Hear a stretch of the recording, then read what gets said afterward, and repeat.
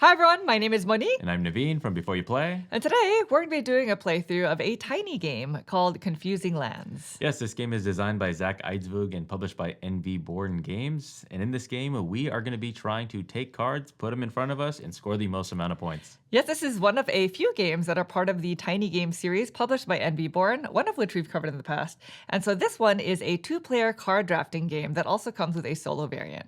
And so today, as per usual, we are going to start with a very quick teach of the game since the rules are very, very light. And then we'll go straight to our two-player playthrough and end with our thoughts. If you'd like to jump around, we'll include timestamps in the description below. Now, if you like these kind of videos and you want to see more in the future, please consider subscribing. And with that, we are ready to begin. So, if you please direct your attention to the center of the table, we're all set up here for a two-player game of Confusing Lands. And as you can see, we have a deck of cards here because this is a card drafting game. And so the cards in the deck look like this, and I believe there are a total of 18 cards. Each card contains 6 spaces and a combination of symbols usually.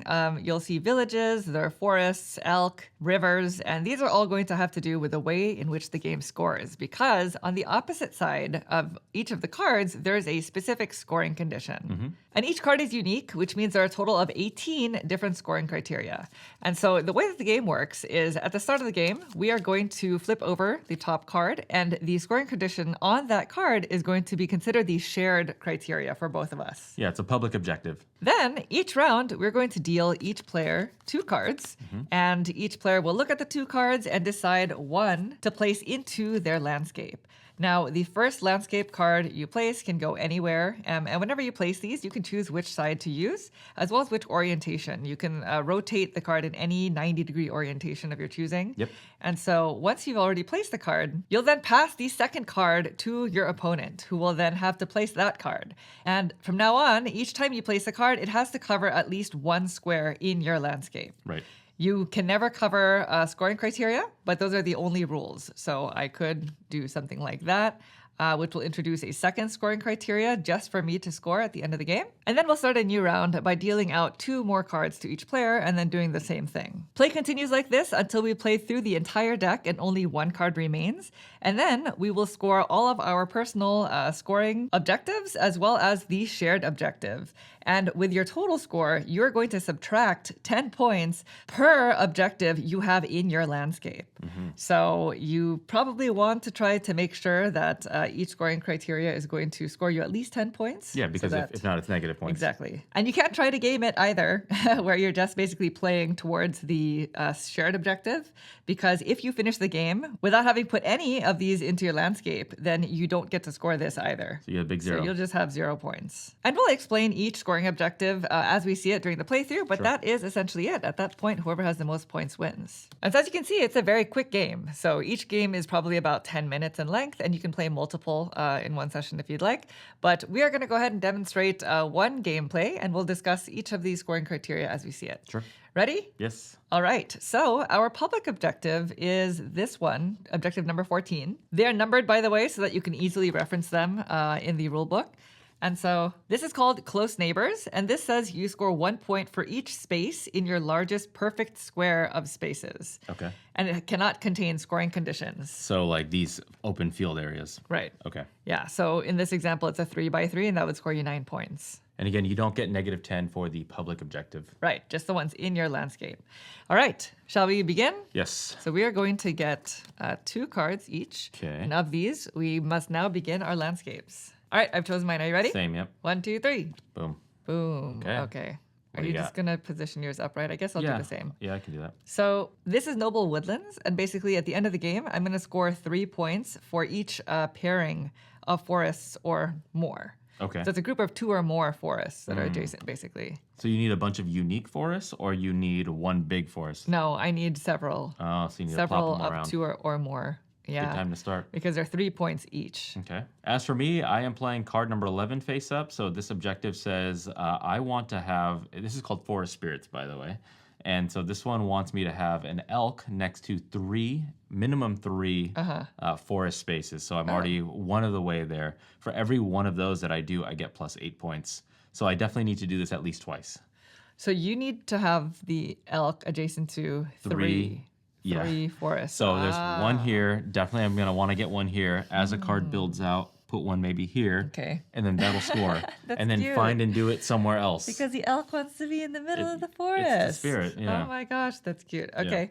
Well, let's go ahead and pass the other card. Which is kind of a bummer because I'm passing you all that forest. Yes, we are now in competition. Yeah. We're now in forest competition. And now that I This is know so that funny. you want forest, I didn't know that you wanted forest. But So, yeah. yeah, I'm not going to add another scoring criteria right now. But again, you have to now cover at least one space in your landscape. So I'll Right. probably do that. You're doing that. I don't want to put a scoring criteria, but if I put this here, it's next to this, but then you can never cover up. You can never cover the You can never scoring cover up. So if I'm spaces. trying to get this to be another forest spirit, I only have a couple ways out this way, I guess.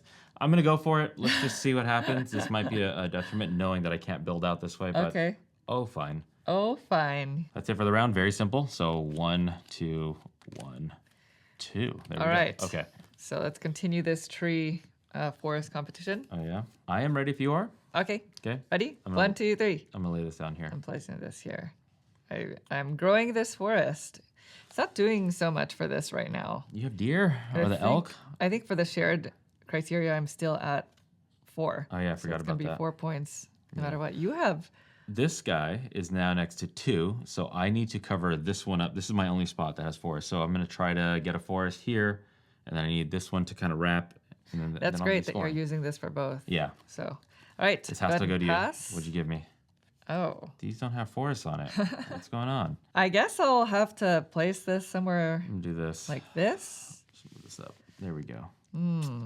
So you're covering, not never tucking. Yeah, is another rule. you never tuck under. It always has to stack on top. How many more cards? Because we're gonna We have have 8 total. 8 total. One, Yeah. 2, 3, 4. So we're halfway. We're halfway there. All right, next round. So 1, 2, 3, and 4. Okay. Very good. All right, ready? Yes. Okay. So I'm gonna place this here, do which I this. think might be cut off. So I'm gonna move Yeah, this let's real just quick. turn these kind of sideways. We already know what these are, right? There we go. Okay. Okay, perfect. I think I preserved it Yeah, all in one looks swoop. good. Okay. Oh. This is a new scoring criteria for me. Okay, what do you got? And it's called Thriving Villages. Okay. And at the end of the game, each of my villages are going to score 1 point for each different non-village type symbols Oh. that are near it. And near spaces are the 8. The 8 spaces around. So this is not doing well, right? This? Yeah. It's scoring 3. 1, 2, 3. Oh, you just want unique things. Unique. Even though there's 2 elk, it's just just one. covering up a spot for Yeah. you. Yeah. Does want unique and things. these do not count, right? The empty spaces. No, it has to be. It has to have something. A non-village icon. This one is scoring 4 points. Okay, so this one right here, number 16, this one basically says I get to score my lowest scoring criteria a second time. Oh, So, and that can be the public objective as well. wow. Okay. And this is called Land of Plenty. Land of Plenty. I like the titles. Yeah, I I think know. they're very cute. you Okay, go. so then let's go ahead and pass. What are you giving me? Aha! You gave me a forest. I'm going to go ahead and cover this spot here. Hmm. So now this is another grouping of 3. So this is 6 points, I think. Okay. Oh my gosh, I just realized that it only needed to be 2. Hold on. Yeah, what are you doing? I'm going to place it down here instead. Okay. So it at least adds Do this this right here. gem icon Okay. to that village. All right. So, did you put out you did not put out a scoring condition? I did not, just terrain. Okay, I did put out distant outpost, and so basically what this says is score 1 point for a straight line that contains no scoring conditions. So currently, right now, this one is scoring 1, 2, 3, 4, 5, 6, 7 points. Okay. Right, and so I want to elongate as much as possible. Yeah. Which is not good for this deer or this elk condition because I need more. Wait, hold on a second. Hold on a second. It was supposed to be like this. There we go. That's the right way to do it because now it's 1, 2, 3, 4, 5, 6, 7, 8. And then this is next to that. Okay. There we go. That's what I was supposed to do. All Okay, 2 more coming out. So 1, 2, 1, 2. And this is the one that's not in the game. This is the last round. This is it. Oh no. I can definitely, if I did this, I think. I wanted that card so badly, I'd but have we've a been giving you the 4x4. first card the whole time. I saw 2 forests on it. Haha. And I want forests. I think I'm ready. Yeah, I'm at the mercy of whatever you're going to pass me, so I have to score this now. This card was too good. There you go. What I'm do you just got? gonna place this out. I don't have any additional objectives. This is just another Just another. tree pairing. How many points do you score for each one of these? Three. Sorry. Three? Okay. 3 points. So I have 3, 6, 9. Oh, okay. So Okay. And then you're just going to pass me whatever. yes. I just put this out. There's no scoring on there. Ready? Yes. Okay. I was gonna do this. I'll lay this I was down gonna try here. to cover this to make a bigger square until I realized that you couldn't have scoring objectives in the square. For the public objective. Yes, for the shared one. Remember the scoring objectives as you go. All right, what you It'll got? be more helpful. So I think I'll do this. Okay. There's actually a forest on the opposite side. Mm-hmm. So I wanted to try to get an additional 3 points, but I would have had to put this scoring objective into yeah. play, which I would be scoring 0 for. So I'm just going to do that Yeah. so I can have another village. Very good. All right. Okay, that's it. That is it. The game comes with the score sheet, so Yep. I'm going to go ahead and keep track. So let's go ahead and start with the shared objective. So Wow. again, this is a perfect square that does not contain a scoring objective. So I think I'm 3 by 3. 1, 2, 3 by 1, 2, 3. Because this unfortunately comes in. If not, I could have been a little bit better. This is also the same 3 by 3, so I'm going to get 9 points. Okay, and I think for me it's the same. Yeah. Because again, that scoring objective, that cost me what? 7 points? 7 points, yeah. So had this not been there, you would have had at least a 4 by 4. Yeah. Mistakes. I mean, Mistakes. what are you going to do? So 9 points for me. 9 each? And I believe I have 2 objectives and you have 3. I do. So let's just go back and forth, starting with you. Okay, Score 1. let's go with this one. This is the first one we talked about early on. Every elk, you want it to be around 3 unique forests.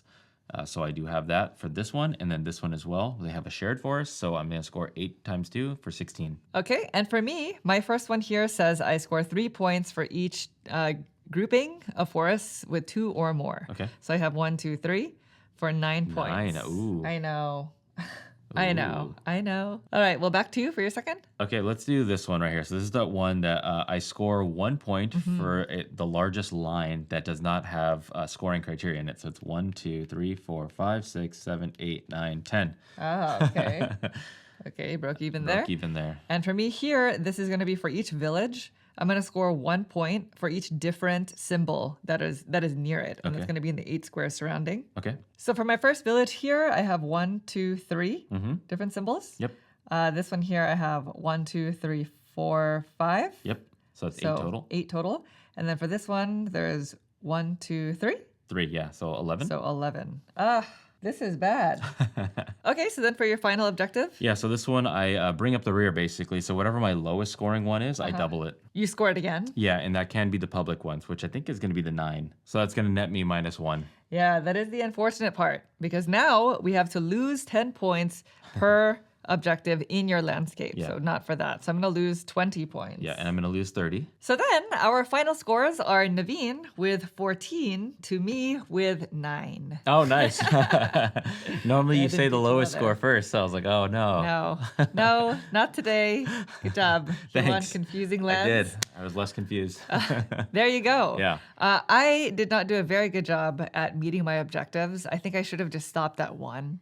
You know what I mean? Well, so you I want to just try. kept going. What was that one? The one with the unique around the villages? That was good for you. This one, yeah, I Yeah. started with this. Yeah. And I think I thought, this card wasn't doing anything for the forest, so let's do another Yeah. objective to start trying to score points, and then it didn't work out. I definitely liked So- having this one in, the one that said just score as many points Mm-hmm. as like kind of a long line without any other objectives in it. Mm-hmm. That worked out, but this negative, this one cost me 1 point. So there's kind of that delicate balance as to when you're going to deploy these. Yeah. But then sometimes you need the card to be in play for the actual landscape tile that's on there. So Yeah. it's a delicate balance. It's such a low scoring game Mm-hmm. that you're trying to just get your points wherever you can. But, from the get go, you're always keeping in mind the shared objective 'Cause already. You know that one's not going to penalize Yes. you. Yeah. This is the one that you want to maximize to offset the negative points. But we didn't do that. And so you're thinking about this from the start. But Yeah. as you put out an objective, now the rest of the time, you're also trying to meet both. But there's also a very, very little amount of time. Yeah. So that's what's interesting about it. Anywho, that is Confusing Lands. It is a very quick 2-player game. Now, again, we were mentioning that there's a solo variant. Neither of us have tried it. But what are your thoughts on the 2-player game? I like this game.